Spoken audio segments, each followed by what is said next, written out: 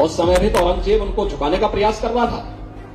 एक बार केवल इस्लाम स्वीकार कर लो, लेकिन उनके दो छोटे पुत्रों ने कहा नहीं, जिंदा दीवार पे चढ़वा लिए गए। युद्ध लड़ते हुए वीरगति को प्राप्त की, लेकिन दुश्मन के सामने कहीं झुके नहीं। इसने विपरीत परिस्थितियों में विदेशी ताकतों को झुकने के लिए मजबूर किया था। खालसा पंथ की स्थापना मुगल सल्तनत की पतन का कारण भी बनता है।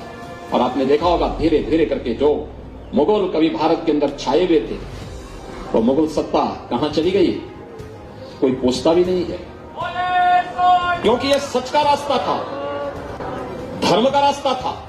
उस कालखंड में बाबर के अत्याचारों के खिलाफ आवाज बुलंद कर सकते हैं, या गुरु नानक देव जी ने उस कालखंड में करके दिखाया। हम सबके सामने मक्का की वो घटना भी सामने आती है, जब वे जाते हैं वहां के पवित्र मस्जिद में, जब वह आराम कर रहे होते हैं और वहां का मौलवी इस बारे में कहता है कि आपने पैर उधर क्यों कर रखे हैं, जहां मदीना की ओर क्यों कर रखे हैं। तो उन्होंने कहा कि भाई मुझे तो बताओ, जहां ईश्वर का अंश नहीं है मेरे पैर उधर कर दो।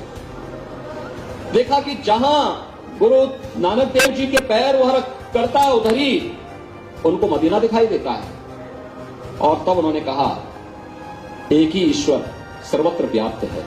एक ओंकार की बात उन्होंने की।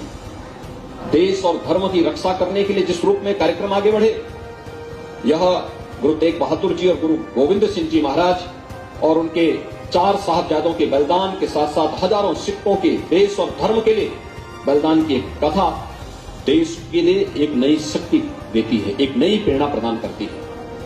यह हमारा सौभाग्य है कि 19 नवंबर को हमें इस लखनऊ में खालसा चौक की स्थापना का सौभाग्य प्राप्त हुआ। खालसा चौक ये केवल खालसा एक पंथ नहीं, देश और धर्म की रक्षा करने के लिए गुरु कृपा से निकला हुआ एक ऐसा तेज है, प्रकाश पुंज है, जिसने विपरीत परिस्थितियों में विदेशी ताकतों को झुकने के लिए मजबूर किया था। खालसा पंथ की स्थापना मुगल सल्तनत की पतन का कारण भी बनता है। और आपने देखा होगा धीरे धीरे करके जो मुगल कभी भारत के अंदर छाए हुए थे, सिख तो आज पूरी दुनिया के अंदर छाया हुआ है।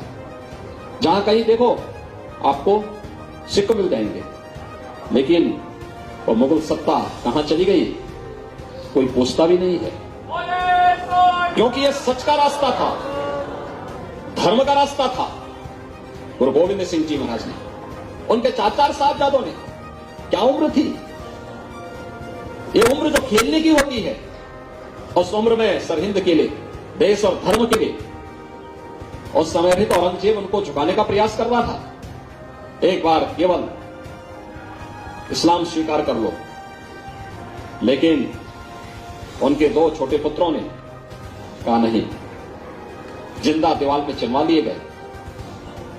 2 पुत्रों ने, साहबजादा अजीत सिंह, साहबजादा जुझार सिंह ने युद्ध लड़ते हुए वीरगति को प्राप्त की, लेकिन दुश्मन के सामने कहीं झुके नहीं। और यह हमारा सौभाग्य है जो वर्षों से मांग थी